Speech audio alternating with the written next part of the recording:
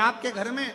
छोटा सा शिवलिंग विराजमान, निवेदन है जहां पर भी शिवलिंग आपके घर में विराजमान है, अगर छोटी सी कटोरी में एक बेलपत्र को आप नीचे रखिए, छोटी सी कटोरी उस बेलपत्र के ऊपर रखकर उसमें थोड़ा सा मधु शहद शंकर भगवान की साक्षी में शिव जी के सामने अगर शुक्रवार की शुक्रवार रखना प्रारंभ कर दो, धीरे धीरे संपदा की वृद्धि अपने आप होना प्रारंभ हो जाए। और शुक्रवार के दिन माता लक्ष्मी के लिए अग्नि में आहुति दीजिए। महाराज, शाम के समय पर सूर्यास्त के पहले शिव महापुराण की कथा कहती है, अग्नि पुराण कहती है, नर्मदा पुराण कहती है, लिंग पुराण कहती है कि बेलपत्री के वृक्ष के नीचे, नीचे तो नीचे वो भी जाने दो, यहां तक वर्णन किया शिव महापुराण में तो कि बेलपत्री का जो फल होता ना, बेल फल जो होता है, कहते हैं अगर किसी व्यक्ति के यहाँ लक्ष्मी की कमी होती है, संपदा की कमी होती है, जिसके यहाँ पैसा नहीं आता, धन नहीं आता, तो बेल का जो फल होता है, बेलपत्री का जो फल होता है, उस फल के गूदे को, बेलपत्री के फल का गुर्दा निकाल लो, सुखा लो, गाय के घी में उसको डुबो लो और शुक्रवार के दिन माता लक्ष्मी के लिए अग्नि में आहुति दीजिए। महाराज, शाम के समय पर सूर्यास्त के पहले ये जो आहुतियां हम बेले के गुर्दे के फल की गाय के घी में डुबोकर माता लक्ष्मी और भगवान विष्णु के नाम से देते हैं, महाराज 2 या 3 शुक्रवार करोगे, लक्ष्मी की कभी कमी नहीं आती, संपदा बढ़ती है। एक प्रयोग और कर देखना, कभी अगर मौका मिले आपको तो प्रयोग कर देखिए।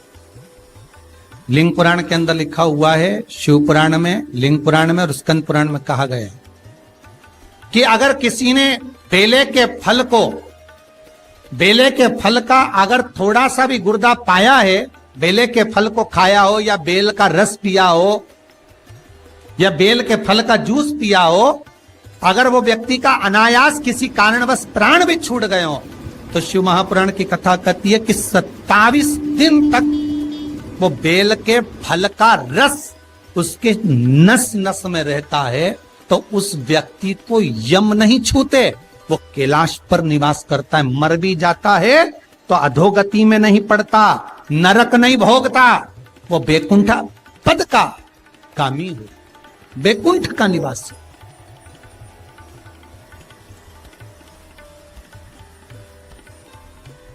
बैकुंठ का निवास।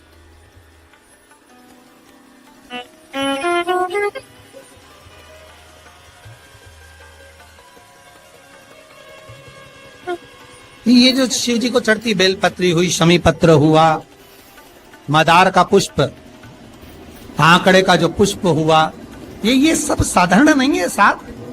शंकर का एक एक गुण तत्व ग्रहण करने वाले, शंकर का अनुमोदन करने वाले, शिव को एक एक वस्तु जो चढ़ने वाली साधारण नहीं।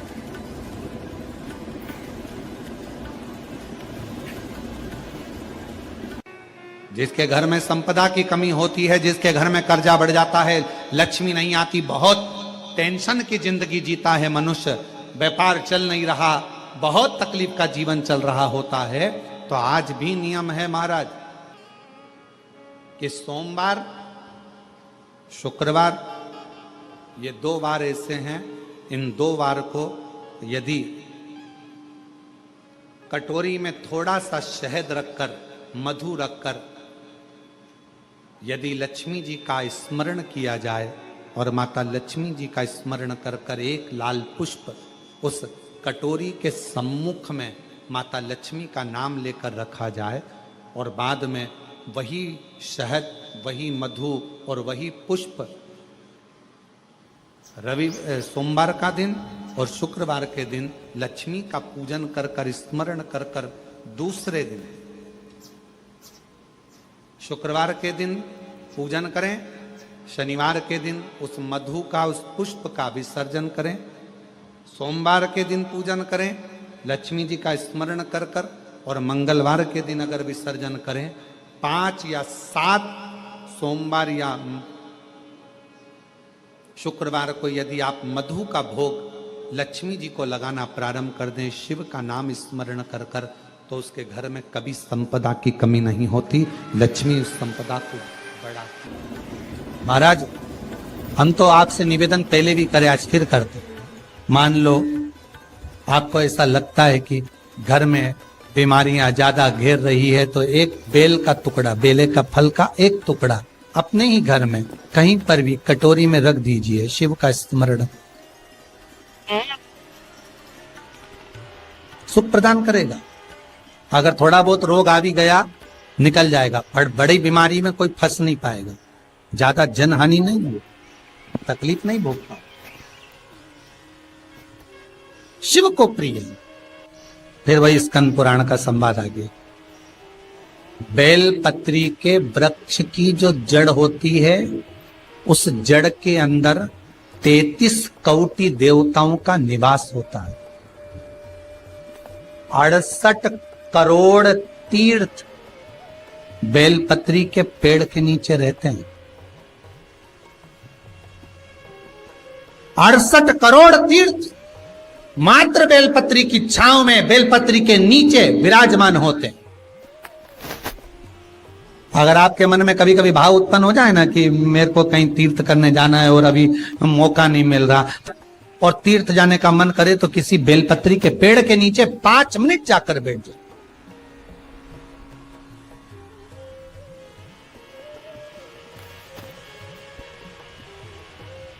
और जप लो,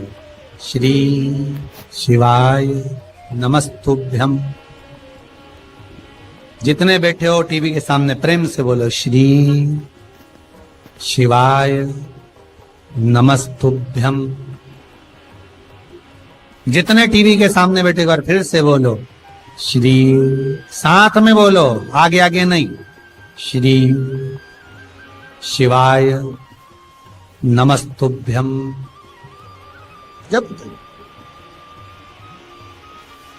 जब तुम्हारा मन करे मुझे चारों धाम जाना है, जब तुम्हारा मन करे कि मुझे काशी जाना है, जब तुम्हारा मन करे मुझे उज्जैनी जाना है,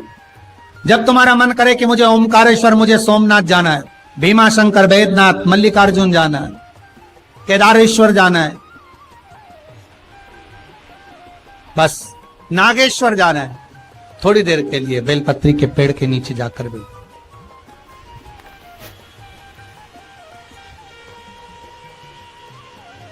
68,000 तीर्थ सब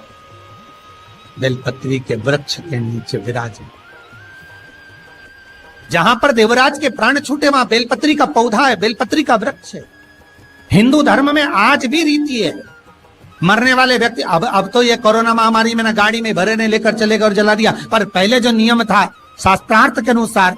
जब कोई व्यक्ति मरता था उसको कंधे पर लेकर जाते थे, तो ले जाने के बाद में बीच राह में एक स्थान ऐसा आता था जहां पर अर्थी को उतारते थे।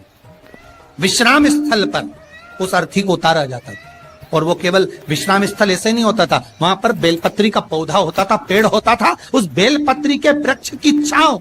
उस मुर्दे पर भी पड़ जाती थी, तो उसको यम की कैद नहीं भोगना पड़ा, उसको यम की कैद, यम की तृण, इसलिए उस बेलपत्री के पौधे के नीचे उसको विश्राम दिया।